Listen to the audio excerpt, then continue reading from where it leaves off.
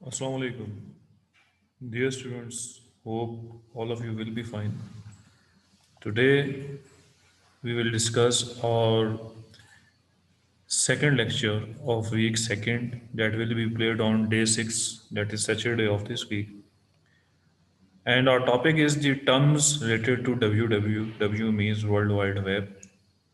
We have studied some of the terms related to World Wide Web in our previous lecture. Now we will discuss about the remaining terms in World Wide Web related to World Wide Web in this lecture. Okay, let's start soon. Okay, the fifth term was related to WWW was Uniform Resource Locator. अमूमी तौर पर बच्चों जब भी आप कोई website open करते हैं या कोई भी आप किसी भी वेबसाइट का एड्रेस किसी से लेते हैं या उसको ये कहते हैं यार मुझे लिंक भेज दो उस वेबसाइट का, तो आप उससे बेसिकली ये कह रहे थे मुझे उसका यूआरएल भेज दो, यूनिफॉर्म रिसोर्स लोकेटर। क्योंकि हर एक वेबसाइट का अपना एक यूनिक एड्रेस होता है। उस एड्रेस की बेस के ऊपर जो है वो वेबसाइट आप जो है आपकी लोकेट हुई होती है आपके सर्वर के ऊपर। तो वेब सर्वर क्या चीज़ है, वेब ब्राउज़र, सर्च इंजन, ये चीज़ें अभी आगे मैं आपको उनका डिफरेंस भी बताऊंगा साथ साथ। तो आपकी बुक में उसने जो डेफिनेशन लिखी है, कह रहा URL is a unique address for a file that is accessible on internet. जब भी आप कोई फाइल या कोई भी वेबसाइट ओपन करते हैं तो उसका कोई ना कोई जो है अपना स्पेसिफिक जो है यूआरएल लाजमी होता है, एड्रेस होता है। ये जनरल कॉमन बात भी है। अब कहते हैं a common way to get to a website is to enter the URL of its home page file in the web browser address line. Web browser address line में आप जब भी उस वेबसाइट का यूआरएल या एड्रेस एंटर करेंगे बच्चों, तो आप डायरेक्टली जो है उस वेबसाइट पे होम पेज जो होगा, जो उसका फर्स्ट पेज होगा, उसके ऊपर आप पहुंच जाएंगे। और कहता है how ever any file with in website can also be specified with the URL. अगर आपने किसी भी फाइल को स्पेसिफाई करना है, उसको आइडेंटिफाई करना है वेबसाइट के ऊपर, तो आप उसको यूआरएल के थ्रू कर सकते हैं। सपोज आप किसी को कह रहे हैं मुझे पाकिस्तान आर्मी की जॉब लिंक्स भेज दो, तो वो आपको उस वेबसाइट का जो जॉब वाला पेज होगा उसका एक स्पेसिफिक लिंक भेज देगा, आप डायरेक्टली उस वेबसाइट के उस पेज पे चले जाएंगे। तो जो यूआरएल का फॉर्मेट होता है, सबसे पहले तो ये प्रोटोकॉल होता है। आप जब भी नेट पे कोई वेबसाइट ओपन करते हैं तो उसके ऊपर प्रोटोकॉल वर्क कर होता है। What is protocol? A set of rules that defines how the communication will occur between sender and receiver. तो यहाँ पे कौन सा कर रहा होता है, ये देखें एग्जांपल में पेशावर एजुकेशन बोर्ड की उसने एग्जांपल दी हुई है। उसका जो वेब एड्रेस है वो है www.board of intermediate and secondary education peshawar.com p/main। अब जब स्लैश मेन उसने लिखा तो वो आपको डायरेक्ट उसके मेन पेज पे ले जाएगा। उसने कहा जी होस्ट नेम। होस्ट नेम क्या चीज़ है बच्चों, ये आगे आपको मैं डिटेल में बताऊंगा। तो उसके बाद जो है अदर इन्फॉर्मेशन, देखो अदर इन्फॉर्मेशन में उसने लिखा मेन, तो इसने अब उसको क्या तो लेके जाना है उसकी मेन पेज के ऊपर। ठीक है, ये देखो नीचे जब मैंने गूगल में टाइप किया था यही वाला एड्रेस, तो ये पेशावर बोर्ड की ये वाली वेबसाइट जो है वो मेरे सामने ओपन हुई थी। तो मैं आपको वेबसाइट के ऊपर भी जो है इसको ओपन करके दिखा देता हूँ। यूनिफॉर्म ये वाला एड्रेस देख लें आप। देखो जिस तरह ये मेरा वेब ब्राउज़र है, मेरा गूगल है ये मेरे पास, ठीक है। अब ये जो मेरा वेब ब्राउज़र है गूगल, इसके ऊपर मैंने क्या करना है यार, ये मैंने जब खोला तो ये देखो ये सर्च वाला टैब आ गया मेरे पास। इस पे मैंने वेबसाइट का एड्रेस लिखना है तो मैं लिखता हूँ www, ये देखो खुद ही आ गया .खैबर पख्तूनख्वा.gov.pk। अच्छा, बिकॉज ऑफ मेरा इस वक्त मेरा इंटरनेट कनेक्ट नहीं है, लेकिन आप ये देख सकते हैं ये मेरा एड्रेस आया और ये देखिए वर्ल्ड वाइड वेब इसको लोकेट कर रहा है www। ठीक है, तो इसी तरह जब मैंने इसको सर्च किया था तो मेरे पास जो है इसका ये वाला जो पेज है आपको नज़र नीचे आ रहा है, ये मेरे सामने डिस्प्ले हो गया था। तो ये है बच्चों uniform resource locator. Whenever you want to access any website on world wide web, you have to type the respected URL, ठीक है, यूनिफॉर्म रिसोर्स लोकेटर, या that is a unique address on your browser, and the browser will open the respected website in front of you। ठीक है, उसके बाद बच्चों next move करते हैं, that is a search engine. अच्छा, एक बात याद रखना, सर्च इंजन और वेब ब्राउज़र में डिफरेंस होता है, ठीक है। अगर मैं गूगल क्रोम खोल रहा हूँ, मोज़िला फायरफॉक्स खोल रहा हूँ या यूसी ब्राउज़र खोल रहा हूँ, ये ब्राउज़र्स हैं जो मेरी वर्ल्ड वाइड वेब के साथ क्या करेंगे, अट्रैक्शन बिल्ड करेंगे ताकि मैं चीज़ों को सर्च कर सकूँ। लेकिन सर्च इंजन एक ऐसी चीज़ है जो डिफरेंट चीज़ों को मुझे सर्च करने में हेल्प करेगा, ठीक है। तो कैसे, ये मैं आपको बता दूंगा। पहले सर्च इंजन देख लेते हैं, ये क्या है बुक में जो आपके लिखा हुआ है। तो a search engine is a website or a software system that allows people to find information on world wide web।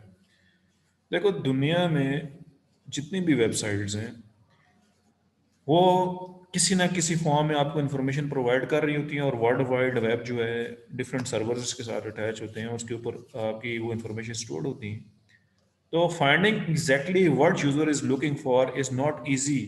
कहता है क्योंकि आपने देखा होगा कि एक बिजनेस 50,000 लोग कर रहे हैं, एक चीज को 1,000 लोगों ने किया हुआ है, तो आप जब एग्जैक्ट चीज फाइंड करना चाहते हैं with millions of web pages on web, तो ये आसान काम नहीं, मुश्किल है।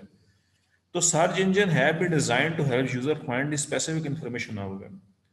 या फिर उन्होंने क्या किया जी, सर्च इंजन डिजाइन किए। सर्च इंजन पे क्या होता है कि आपके जितने भी की वर्ड्स होते हैं, आपकी वेबसाइट के रिजर्व वर्ड्स होते हैं, जो भी वेबसाइट्स होती हैं, हर एक सर्च इंजन ने अपने उसके अंदर उसका जो स्टोरेज का मैकेनिज्म होता है वो डेवलप हुआ होता है।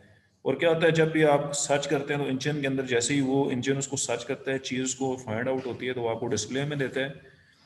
कहते हैं यूजर्स टाइप्स इन वन और more keyword in a search engine. Suppose आप प्रेस करते हैं यू, तो अगर आगे लिखा है ट्यूब, तो the search engine looking for matching website all from all over the web. जितनी भी वेब के ऊपर वर्ल्ड वाइड वेब पे आपकी वेबसाइट्स रिलेटेड हैं, वो उसको सर्च करके आपके सामने डिस्प्ले करवाता है। This information shown for each website includes a title and a brief description। जैसे ही आप ओपन करते हैं ना, सर्च करते हैं कुछ चीज़, तो आपके सामने लिखा आ जाता है जी। सपोज आपने पाकिस्तान आर्मी की वेबसाइट से लिखा आ जाता है जी पाकिस्तान आर्मी वेबसाइट, और नीचे उसकी डिस्क्रिप्शन भी साथ में आ रही होती है। If user want to open any site he just clicks on the link. उसने जब जैसे ही नीचे बेशुमार लिंक्स आए, उसने कोई भी वेबसाइट ओपन करनी है तो उन लिंक को, उन लिंक्स उस लिंक पे क्लिक करेगा तो उससे रिलेटेड जो इन्फॉर्मेशन है वो उसको निकाल के देगा। कह रहे थे पॉपुलर सर्च इंजन जो ज़्यादातर आजकल यूज होते हैं वो याहू है या गूगल है। एक मिनट में इसको देख लेता हूँ कि ये मेरा नेट वर्क कर ले। देखो, ये मैंने क्रोम खोला हुआ है ना, मैं लिखता हूँ www.google, गूगल सर्च। देखो हाँ, अब मेरा देखो, ये मेरा जो गूगल है ना, ये देखो ये मेरा गूगल में नहीं, ये मेरा गूगल का सर्च इंजन है। ये मेरा किसका सर्च इंजन है, गूगल का, ठीक है। अब क्या है, गूगल सर्च इंजन है, ये देखो गूगल सर्च ये लिखा हुआ है नीचे, गूगल सर्च। जब अब इसमें मैं लिखता हूँ जी सपोज पाक आर्मी, तो पाक आर्मी लिखा। अब देखो ये गूगल का सर्च इंजन इस पे वर्क कर रहा है, ये ब्राउजर है, गूगल क्रोम ब्राउजर है, उसके अंदर मैंने ये पाक आर्मी जब लिखा तो गूगल का सर्च इंजन ने काम किया। तो ये देखो ये एक वेबसाइट है, डिफरेंट रिजल्ट्स था, ये सर्च इंजन मुझे वर्ल्ड वाइड वेब से फाइंड करके दे रहे हैं। ये देखो ये डिफरेंट सर्च इंजन हैं। इसी तरह अगर मैं लिखता हूँ याहू, देखो याहू का मैं सर्च इंजन यूज़ करना चाहता हूँ, तो ये देखो मैंने जब याहू लिखा तो मेरे पास क्या है जी, देखो अब याहू आ गया। अब याहू का सर्च इंजन यूज़ करूँगा, इधर मैं लिखता हूँ जी पाक आर्मी, तो आपको कोई डिफरेंस लाजमी नज़र आएगा इसमें। ये देखो पाकिस्तान आर्मी, अब ये देखो इधर Pakistan army Wikipedia, Pakistan army, ये देखो कैपिटल्स में लिखा हुआ है, ऑफिशियल वेबसाइट्स। मतलब हर एक इंजन के अंदर अपने अपने हिसाब से जो है ना डिफरेंट लिंक्स होते हैं, चीज़ें स्टोर्ड होती हैं। ये मैंने भी याहू का सर्च इंजन यूज़ किया है, तो पहले मैंने गूगल का किया था। तो ये बेचा बेटा जो है असल डिफरेंस है आपके वेब ब्राउज़र में भी और उसमें भी। आगे मैंने इन्हीं स्लाइड्स के अंदर मैं आपको बता देता हूँ यहाँ पे, सॉरी इसको मैं इधर कर लूँ। इन्हीं स्लाइड्स के अंदर बेटा मैंने आगे ये डिफरेंस भी मेंशन किए हुए हैं, ठीक है।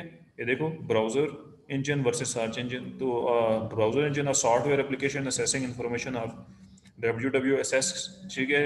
एक एप्ली जब आपने सपोज गूगल क्रोम डाल दिया, मजीरा फायरफॉक्स जो भी डाला, तो उसने आपको जो भी आपका वर्ल्ड वाइड वेब पे वेबसाइट्स हैं उनको एक्सेस करने में हेल्प करेगा।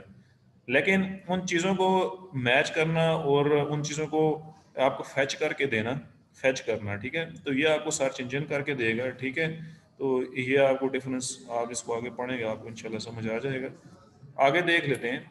फिर है मेरे पास होम पेज। तो the introductory page of the website typically serving as a table of content for this site. जो भी आपकी वेबसाइट का इंट्रोडक्टरी पेज होता है या फर्स्ट पेज होता है उसको होम पेज कहते हैं। ये देखें, अक्सर आपके होम पेजेस के साथ ये आपको कोने में ये हाउस का निशान नज़र आ रहा होगा, ठीक है। एक मिनट, ये वाला, ये जो निशान है ना, ये आपको बता रहा है कि ये मेरा होम पेज है। इंट्रोडक्टरी पेज होता है टेबल ऑफ कंटेंट्स, जितनी भी जनरल इंफॉर्मेशन होती है वो आपके इसी होम पेज के ऊपर लोकेट कर रही होती है। नेक्स्ट है स्टूडेंट हमारे पास वेब होस्टिंग। तो एक बात आप याद रखें, ठीक है, ये कॉन्सेप्ट आपने बनाना है इस चीज़ का। जब भी कोई कंपनी अपनी वेबसाइट डेवलप करती है तो उसको अपनी वेबसाइट को इंटरनेट के ऊपर किसी ना किसी वेब सर्वर के ऊपर अपलोड करना होता है। तो अपलोड करने के लिए उसको अपना एक वेब होस्टिंग लेनी पड़ती है, ठीक है, जिसको आप डोमेन भी कहते हैं। आगे आप देख लेते हैं। देखो मैं एक एग्जांपल आपको दे रहा हूँ कि सपोज आपने कोई फाइल स्टोर करनी है, ठीक है, कंप्यूटर के अंदर, या यूएसबी में करेंगे या उसको किसी ना किसी हार्ड डिस्क के अंदर करेंगे, सिस्टम के अंदर फाइल को स्टोर। देखो मुझे बताया भी है। लेकिन अब इसी एग्जांपल को अगर मैं आपको होस्टिंग के साथ रिलेट करके बताऊं तो hosting is the place where our website stores on server computer is called hosting. Server computers बहुत बड़े बड़े होते हैं, उनमें फाइल स्टोर हो रही होती हैं।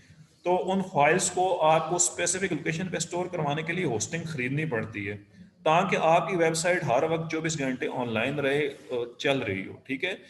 तो ये मेरे पास होस्टिंग है। फिर मेरे पास एक देखो होस्टिंग की ये डेफिनेशन में बड़ा स्टाइल बनाया है मैंने, आगे देखें आप। तो अब देखें इसी तरह डोमेन नेम है। तो डोमेन नेम, देखो मैं आपको समझाता हूँ।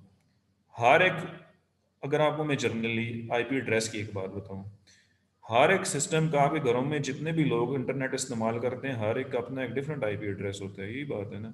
सपोज आप किसी को कॉल करते हैं तो हर एक इंसान का अपना एक डिफरेंट नंबर भी होता है। तो आप क्या करते हैं, उन नंबर्स को आप जब सेव करते हैं तो किसी ना किसी नाम के साथ सेव कर लेते हैं। तो इसी तरह हर एक वेबसाइट को जब भी वो सर्वर के ऊपर अपडेट हो रही होती है उसका अपना एक आईपी एड्रेस होता है, ठीक है। लोड हो रही होती है या सेव हो रही होती है तो सर्वर का भी आईपी होता है, क्योंकि कम्युनिकेशन जब भी होगी तो दो डिफरेंट आईपीज के दरमियान ही होती है। तो अब देखो आईपीज वेबसाइट की याद करना मुश्किल था, तो इसीलिए जब जिसने ये से बनाई थी अपनी वेब होस्टिंग, तो उसने क्या किया, उसने कहा यार इस तरह करते हैं कि जो नंबर्स हैं, आईपी एड्रेसेस हैं, इनको नेम दे देते हैं। तो उसको कहते हैं डीएनएस, डोमेन नेम सिस्टम। तो अब आपकी जितनी भी वेबसाइट्स हैं आपको उनके नंबर्स याद करने की जरूरत नहीं, आईपी एड्रेसेस। आप जब सिंपली उनका नाम टाइप करते हैं तो वो वेबसाइट जो है आपके पास क्या हो जाती है जी, ओपन हो जाती है। थैंक्स स्टूडेंट्स, आई होप कि आपको मेरा ये लेक्चर समझ आया होगा। If you have any question आप मुझे कह सकते हैं। और ये जो है आपका सारा क्वेश्चन लॉन्ग 5 जो है ये आपका होमवर्क है, इसको आपने करना है। और मुझे जो है आपने इसका रिज़ल्ट भी आगे चेक भी करवाना है और टेस्ट भी है ये आपका।